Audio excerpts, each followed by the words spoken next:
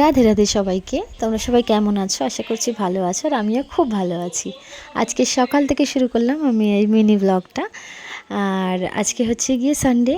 আর তোমরা সবাই জানো যে আজকে অনেক ঝড় আসার কথা ছিল। তো সকালবেলায় আমি আর আমার বোনও দুজন মিলে আমরা গেছিলাম বাজারে, মাছের বাজারে। তো এখানের ওয়েদারটা খুব সুন্দর লাগছিল। তারপর ওখান থেকে মাছ বাজার থেকে কিনে ঠিনে নিয়ে আসার পরে আমরা এলাম গঙ্গার ধারে। দেখো গঙ্গার ধারে কত ঝোড়ো হাওয়া দিচ্ছিল, মানে যেন আনন্দের সীমা লাগছিল না। কারণ আমি অনেক দিন পর এখানে এসেছি, তো আর আসার পরে এটাই সব থেকে মানে এইভাবে বৃষ্টি, এইভাবে ঝড় হাওয়া দেওয়া, তো দেখে যেন অনেকটা আনন্দ পাচ্ছিলাম। দেখো এখানে আমার একটা সব থেকে প্রিয় গাছ যেটা, সেটা হচ্ছে কৃষ্ণচূড়া।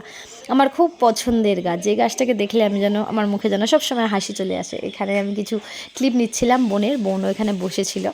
তো তারপরে ওই কৃষ্ণচূড়ার কিছু ফুল নিয়ে আমরা কয়েকটা ক্লিপ নিয়ে 2-4টে ফটো তুলে নিয়ে তারপরে দেখো আমি এরকম করে খানিকটুকু ভিডিও বানিয়েছিলাম, আর 2-একটা ফটোও তুলেছিলাম। তো এই সব করতে করতে সকালটুকু গেল। এরপর থেকেই শুরু হলো কিন্তু ঝিরিঝিরি বৃষ্টি পড়া। এখানে দেখো অল্প অল্প জল পড়ছে। এটা হচ্ছে আমার রুম থেকে, আমার রুমের পাশ থেকে একটা পেঁপে গাছ হয়েছে। গাছটা অনেকটা দেখতে দেখতে কীভাবে যেন বড় হয়ে যাচ্ছে। এই গাছটা দেখছিলাম আর আমি এই ক্লিপটা নিয়েছিলাম। ভিডিওটা ভালো লাগলে like share comment and subscribe করতে কিন্তু ভুলো না।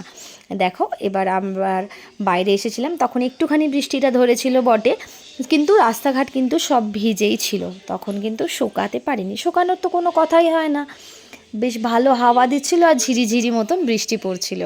তো এই ক্লিপগুলো আমি নিয়েছিলাম। তো ভাবলাম তোমাদের একটু শর্টে দেখানো যেতেই পারে। আমি অনেক দিন ব্লগ দিই না, তাই জন্য কেউ কিছু মাইন্ড করো না প্লিজ, একটু অ্যাডজাস্ট করে নিও। আমি আবার পরে রেগুলার ব্লগ দেবো। চলো ওকে টাটা, বাই, রাধে রাধে।